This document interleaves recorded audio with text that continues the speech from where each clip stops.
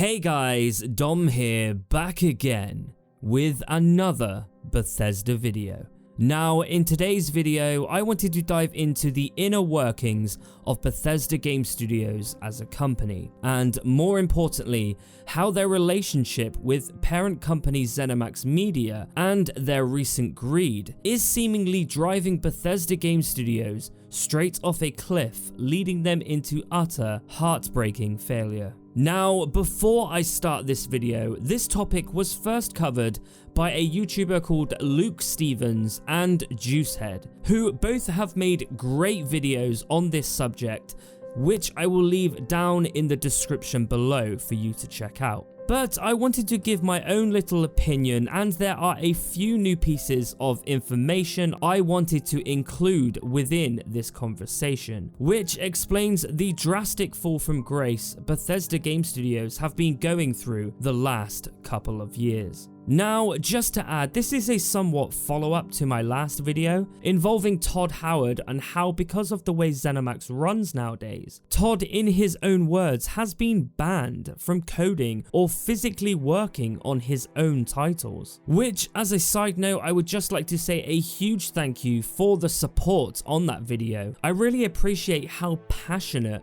and involved you all were within this discussion. But while reading through the comments of that video, it seemed like a lot of you had the same question retaining Todd Howard and Zenimax. So I do hope I can answer some of your lingering questions within this video. So what the hell has been going on over at Zenimax Media? What has warranted such a disastrous few years at Bethesda?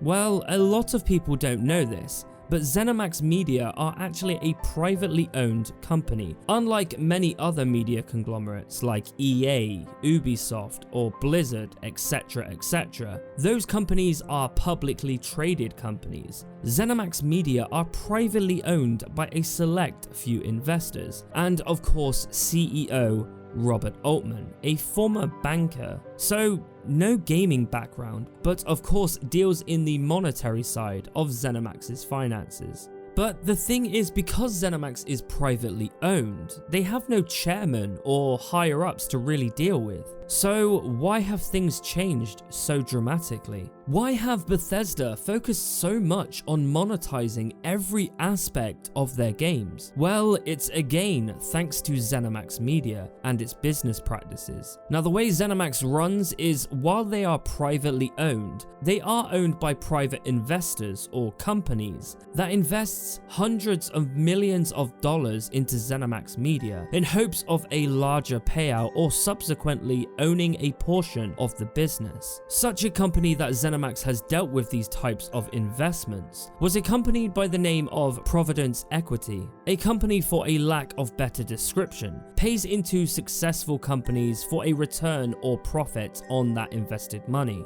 To which Zenimax Media back in 2006 started taking multiple large-scale investments from Providence Equity. From $300 million back in 2007 to lastly a $150 million investment in 2010. Now, this money was used to expand Bethesda's teams and projects, be it Skyrim or the acquisition of developers like id Software and Arcane Studios, etc. And in return for those investments, they actually now own 25% of the entirety of Zenimax Media, which, looking at how much Zenimax Media is worth, is a huge portion of this company. So again, where did it all go wrong? Well, to answer that, we have to look back to 2016, as a leaked document from Providence discussed that there were talks of Providence Equity selling their share of Zenimax Media to either bankers or there being a potential buyout of the company itself. And it's here we start to see it all change.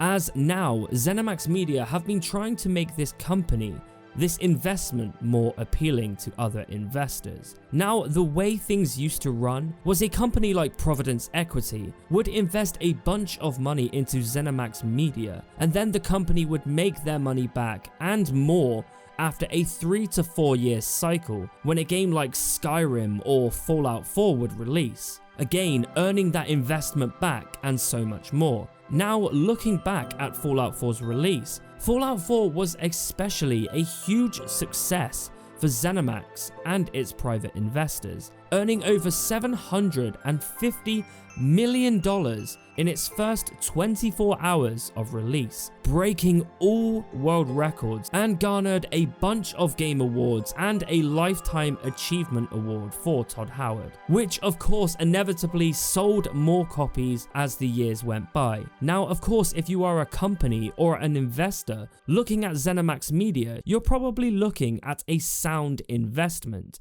with the success of games like Skyrim and Fallout 4 both furthering Bethesda and Zenimax's success. But it wasn't enough. This 3 to 4 year gap was no longer sufficient for Zenimax's investors, and it's here we first start to see the changes. As Bethesda introduced things like re-releasing Skyrim back in 2016, 2017 was the birth of Creation Club, a monumental disaster for Bethesda to start monetizing a huge aspect of their old games, paying for mods. We also saw the release of Fallout 4 Game of the Year Edition, again trying to grab a quick buck where they could off the success of Fallout 4. We also got various Switch and VR ports, again bringing in a more frequent payout to those initial investors, with the mentality of, well, people still play Fallout and Skyrim, so let's monetize that. But the thing I find funny about all of this is after the release of Fallout 4, Zenimax would have turned to Todd Howard and asked, right, what's next? As of that time, Providence Equity would have now owned 25% of Zenimax Media, and it's safe to say that Zenimax would have been looking at Todd's team for that investment back as their flagship studio. To which we now know that Todd Howard in various interviews has said that Bethesda knew Starfield would be their next big adventure after Fallout 4. And we felt post Fallout 4, we knew during Fallout 4 our next thing was going to be Starfield. And had thought about it for a very long time. But here's the thing, in that meeting, Todd would have been asking for a 5 to 6 year period between games, as we know that Starfield is indeed a next generation title. And while Zenimax greenlit Starfield, they had forced the decision for Bethesda to make another Fallout title immediately, a decision to cash in while the franchise was considered a success. This actually also happened all the way back in 2008.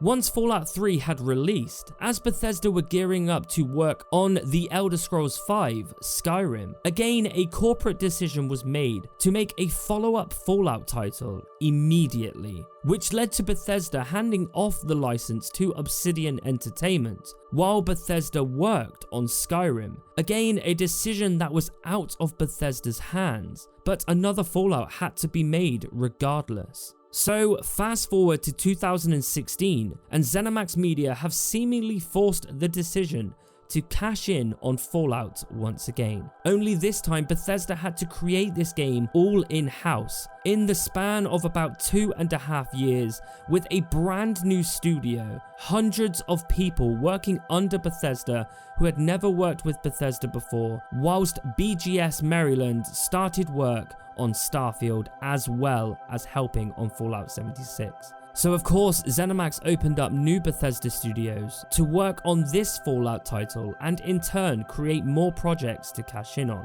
And to return to an allegory I used earlier, a way for investors to see a steady amount of income of cash, making the company more appealing to invest in. And then it happened. In 2018, we saw Bethesda bringing us an online service title, Fallout 76. A game filled with microtransactions, game-breaking bugs, and a hollow shell of a project that wasn't all quite there, but it had a deadline. We also got the release of another mobile title following the success of their last mobile title, Fallout Shelter, which Fallout Shelter had the most players than any other Bethesda title ever, which of course led them to the release of The Elder Scrolls Blades, a game that was for many great to play and its mechanics were all there and enjoyable, but it couldn't avoid the crippling pay-to-win model of loot chests, which in turn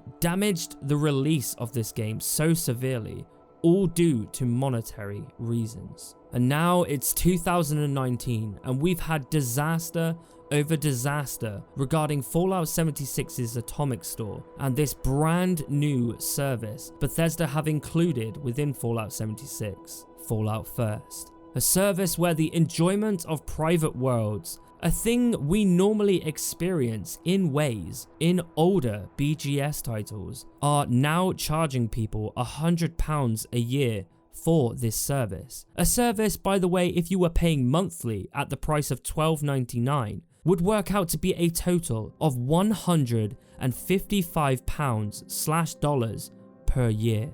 This is outrageous. This is what Zenimax is doing. The continued monetization of Bethesda titles and their name stem from Zenimax needing more and more income to make back those initial investments, especially seeing as the latest Fallout 76, only sold a mere 5 million copies compared to Fallout 4's 12 million copies in its first 24 hours. So what do Zenimax do? They push and they push the limited player base to try and spend more and more just to give that money back. So in short, if we are looking for what really went so wrong with Bethesda Game Studios, a developer that went from winners of countless Game of the Year awards, creators of some of the most renowned titles in the entire gaming industry, to games and more importantly, choices like disgusting monetization practices that continuously shock us and make us say, wait, this is coming from BGS? The creators of Skyrim? Selling us fridges for $7? Selling us a game mode for $100? It all comes down to the corporate greed of Zenimax Media and its private investors. Sure, once upon a time ago, Zenimax gave creative and financial freedom to Todd and his team over at Maryland, but this is a new age Zenimax Media. A Zenimax Media that needs more and more money. A Zenimax Media that cares more about pleasing their financial investors than pleasing Bethesda Game Studios' loyal fan base, knowing full well that you and me and the Bethesda community would support and pay anything with BGS's name on it. Not only exploiting us, but exploiting the talents of Todd Howard and his team in Maryland, turning his achievements from Morrowind to Skyrim to Fallout 3 to Fallout 4 into a well-oiled conveyor belt, releasing half-baked ideas and half-baked systems for a quick buck. No matter how much Bethesda's name gets dragged through the mud these days, Zenimax knows, hey, it'll still make money. And for you guys watching, Bethesda, I love your company. I love the games you used to make. I love the ideas and the talent that your team possesses. Timeless experiences you've gave me, like walking out of Vault 101 for the very first time. Out of this world immersion from games like Skyrim. Truly unique and quirky questlines from a game like Oblivion. Those experiences stay with me forever. I mean, those games and my experiences within those worlds led me to where I am today, starting this channel, becoming a voice for Bethesda Game Studios fans, meeting people from within the community and the company, cast members, community managers, employees, influencers, fans, the list goes on. And we all share the same love for those older titles. And everybody has their own stories to tell within those worlds. But if this is how Zenimax chooses to run BGS and subsequently all the other studios within Bethesda Softworks, I fear those days may be over. I fear for the future. Of course, like everybody else, my hopes lean on Starfield. I pray that these type of corporate bullshit decisions stay away from our next traditional BGS title. And Zenimax, back off. Let the team over at Maryland make things right again. After all, it was Todd's team that made you the success you are anyway.